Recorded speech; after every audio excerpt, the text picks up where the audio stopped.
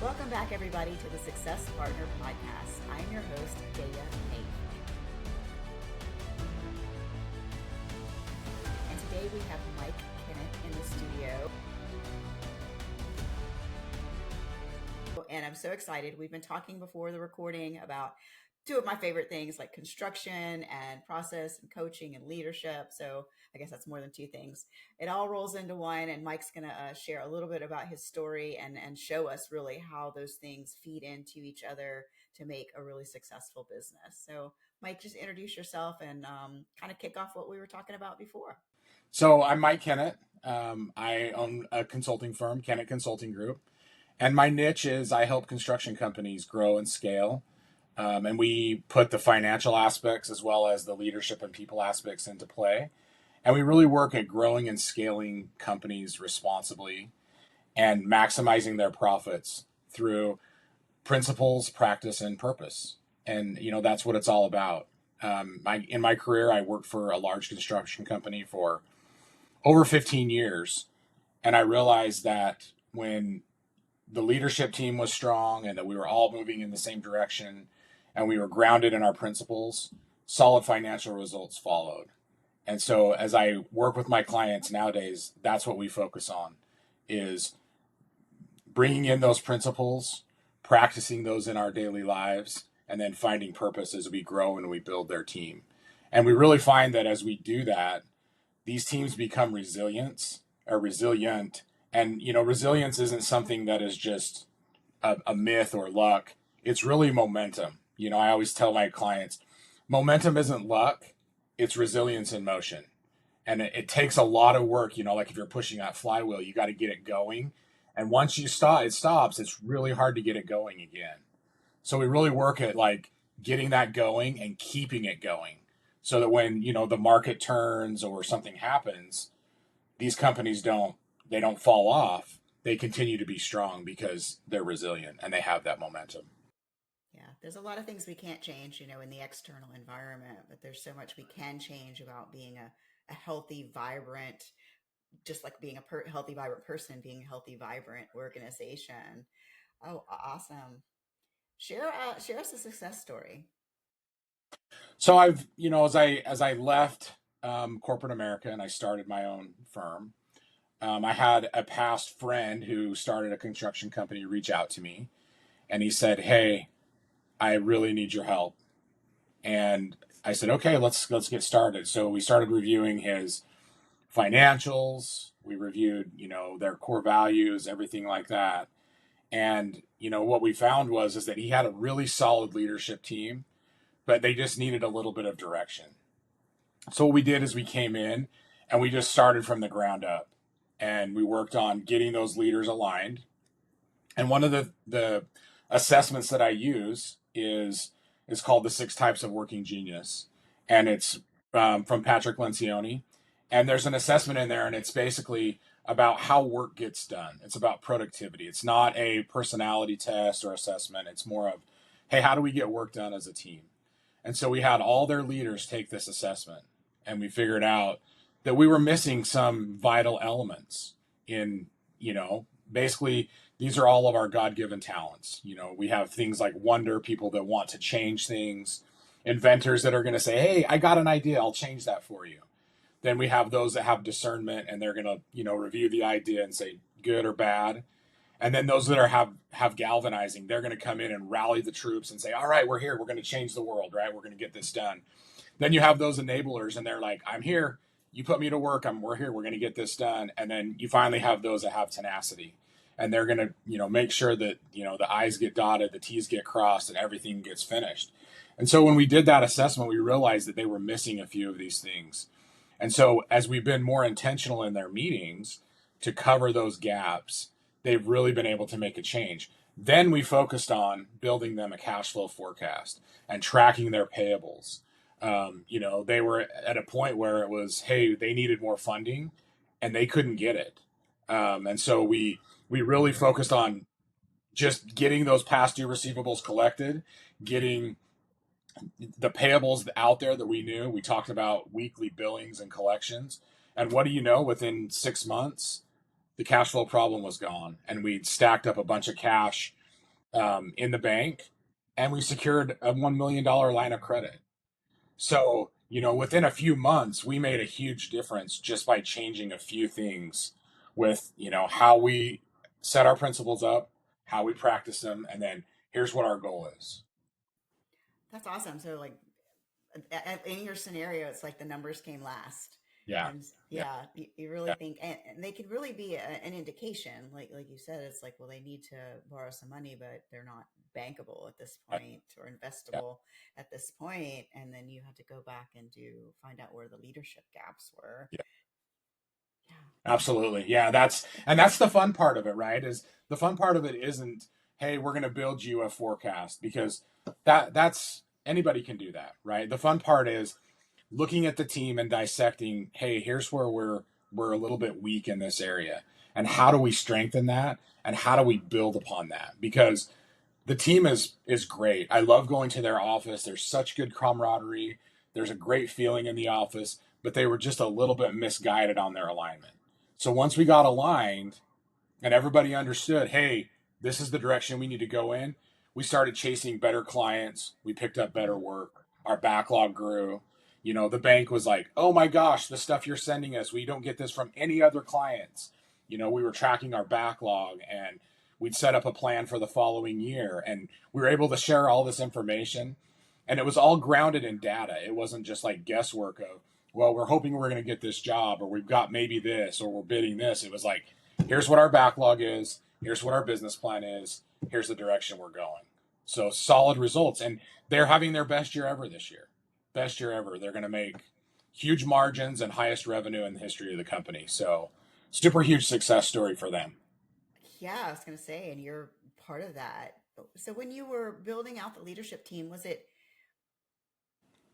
a matter of awakening some of those skill sets? Did you bring in some more people? How did that play out?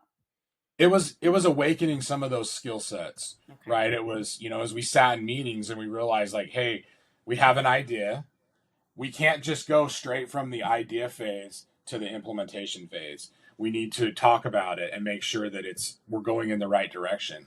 And a lot of the people in there didn't really have that in their skill set of, hey, let's discern this and let's make sure that we're going in the right direction.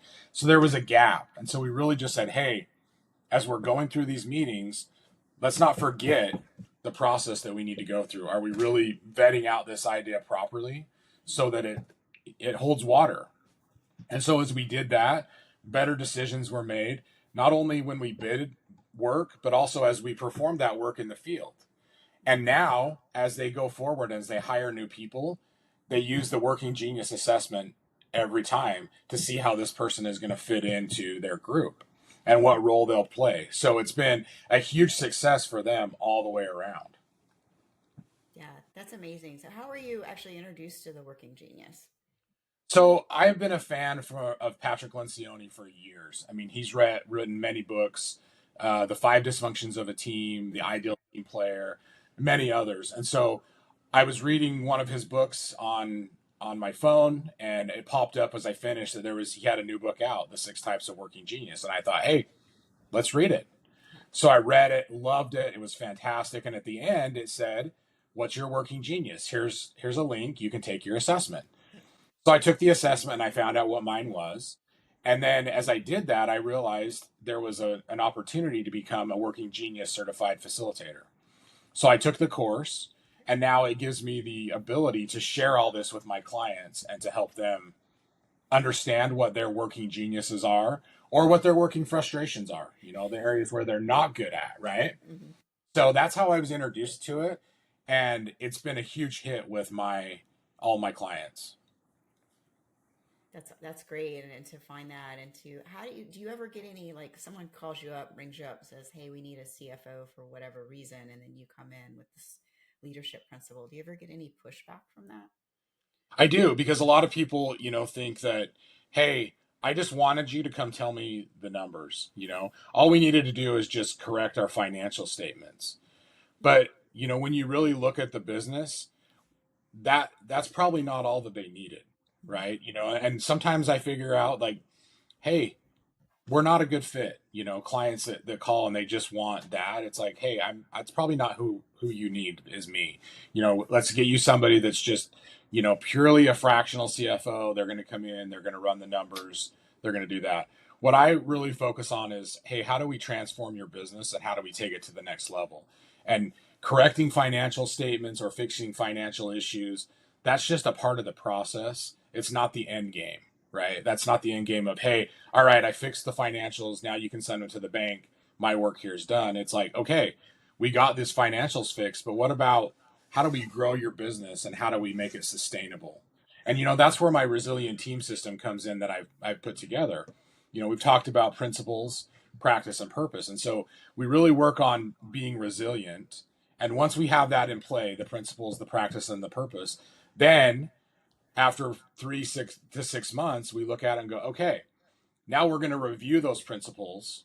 We're going to reflect on our practices, and then we're going to realign our purpose because things change, right? Businesses evolve, forecasts change, budgets change. In the construction world, we may not get a job that we thought we were going to get, or there's a delay. So it's like, hey, our business plan or our forecast is going to have to change. All right, well, let's reflect and realign. And that's part of that whole process of how do we become better and stay relevant even when times get tough. Yeah, being agile, and I was looking at LinkedIn. Another friend of mine posted a quote today of something about our ability to change. It's like our success depends on our ability to change, and it's like, yeah, Yeah, exactly. stay 100%. agile, stay functional. So if I'm a potential client for you and I'm listening to this call, what's my question? Your question for me would be, why do I need you? And how really can you help me? And I would say, well, you need me because together we can change and we can grow and we can develop.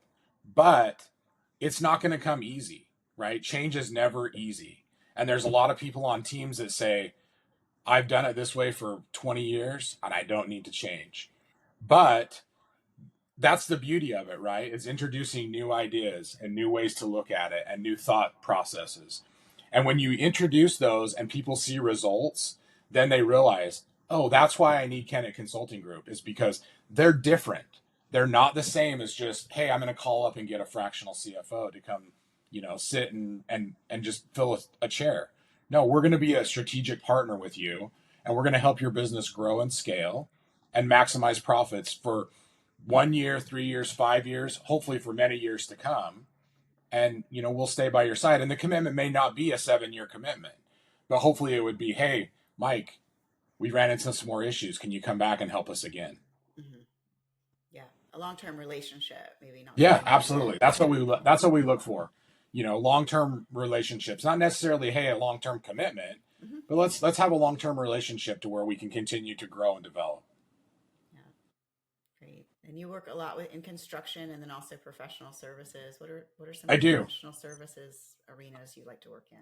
So I do a lot of work with construction, as we talked about. That's my niche Mm-hmm. because of my background.